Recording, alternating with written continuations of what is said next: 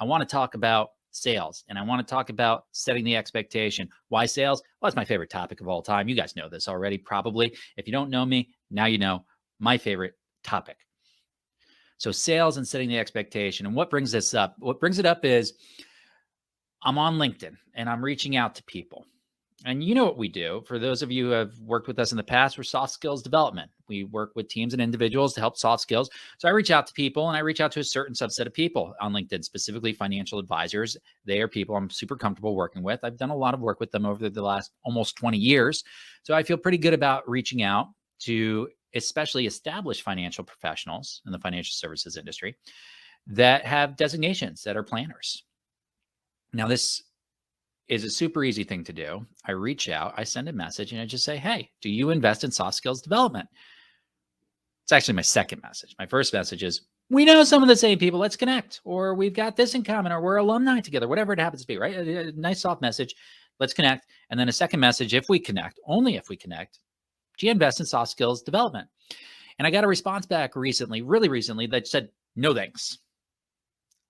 I said that in a way where it's like there was a period at the end of no thanks, but there's no period. It was just a no thanks, no capitals, no nothing, a super fast response. The person I was reaching out to obviously felt like they were being sold. Now, I don't know if this is an experience that they've had with other people that are just going out to actively try to sell them as hard as possible, or it's a result of them being very busy.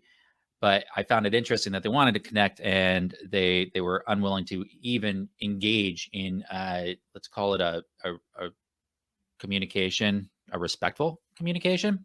It was a shutdown, and a hard shutdown, and it's okay. In sales, we get doors shut on us all the time. That's not a big deal.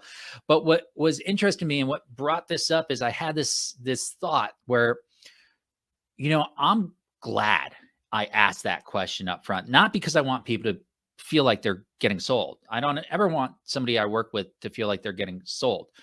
The people I work with and the people who choose to work with myself and the doc want our services because they have a need, they have a problem to solve. Now, what that specific problem may be can depend on each individual and team, but there's a problem that needs to be solved. I mean, this is just what it is.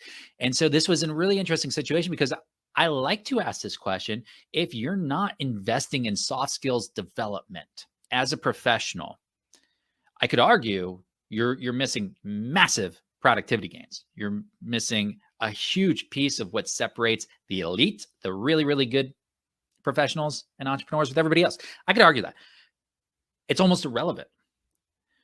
I need to know if you're investing in soft skills development because I need to understand, hey, there is a basis for us to have a partnership.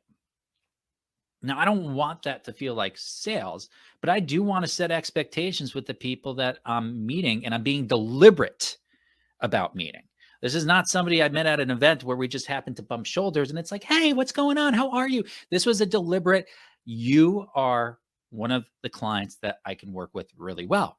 You have the pedigree, you have the foundation, you have the baseline that all of my most ideal clients share.